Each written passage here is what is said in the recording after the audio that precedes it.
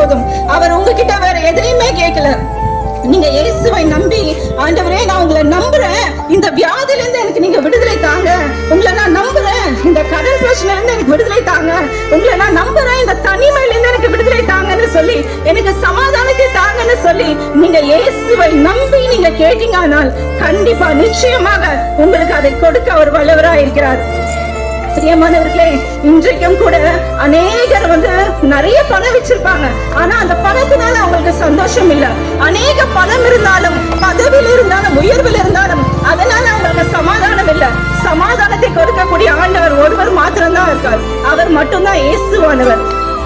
இன்னைக்கு உங்களோட வாழ்க்கையில ஒருவேளை உங்களுக்கு கடன் இல்லாம இருக்கலாம், உங்களுக்கு எந்த ஒரு சந்தோஷம் சமாதானத்துக்கு எந்த ஒரு குறையுமே இல்ல, நாங்க ரொம்ப நல்லா இருக்கோம் அப்படின்னு நீங்க சொல்லலாம். உங்களுக்கு எல்லாமே இருந்தாலும் எதற்காக நீங்கள் இயேசுவை ஏற்றுக்கொள்ள வேண்டுமானால், நாம் எல்லாரும் பிறந்தது போல ஒரு நாள் கண்டிப்பா நம்ம மரித்து போவோம். நம்ம மரித்து போனோமானால் அதன் பிறகுதான் நமக்கு ஒரு முக்கியமான வாழ்க்கை ஒண்ணு உண்டு. அதுதான் நித்திய ஜீவனுள்ள ஒரு வாழ்க்கை.